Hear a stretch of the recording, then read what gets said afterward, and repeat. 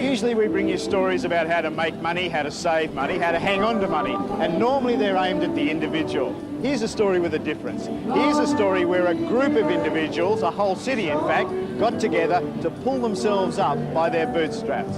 Big smile. You're in Tamworth now. Somebody once said, you know, see one country town, you've seen them all. The hardest thing in a country town is to get an identity, whatever that identity is, and we've achieved that through country music.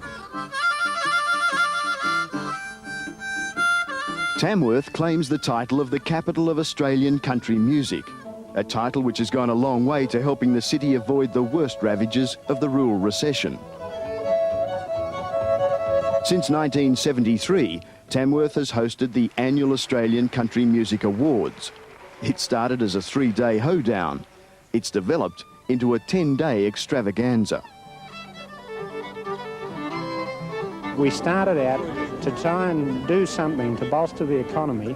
It's gone from strength to strength, and it's been a wonderful thing for Tamworth. It's not only in a dollar sense, but in putting Tamworth on the map.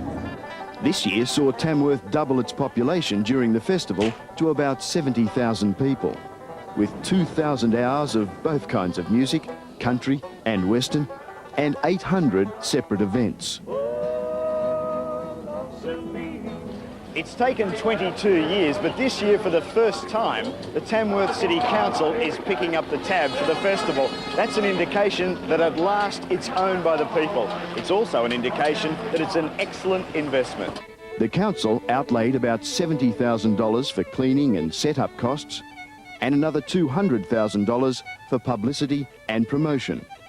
In return, Tamworth rakes in an estimated $20 million during the festival. It has a twofold effect because it makes money for the city, but it also gives enjoyment to a lot of other people. Mum wants to know, can I take a photo with you? Yeah. Share, where's your camera and I'll take it.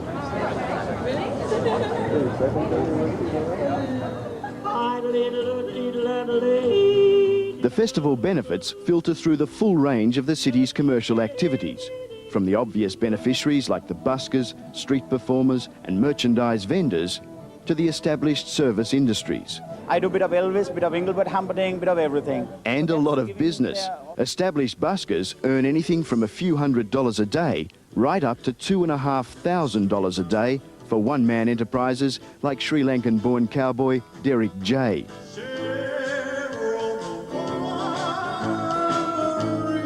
He backs up his live performances with an array of his specially packaged CDs and tapes.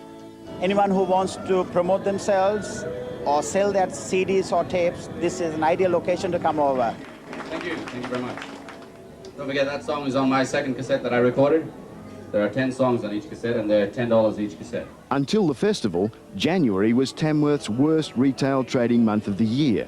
Now it's second only to the Christmas rush. So little snowbird, take me with you when you go. Tamworth's success highlights the potential for other communities. Every city in Australia has some kind of opportunity that's just waiting to be exploited. So if you want to get on the Tamworth bandwagon, the lessons are clear. First of all, find something unique to your community. Secondly, get the local businesses behind it. Thirdly, get the council's support. Finally, get professional help in marketing and publicity, and then stick with it. It may take time, but the rewards are there. And if you need reassurance, get yourself up to Tamworth. It happens every January.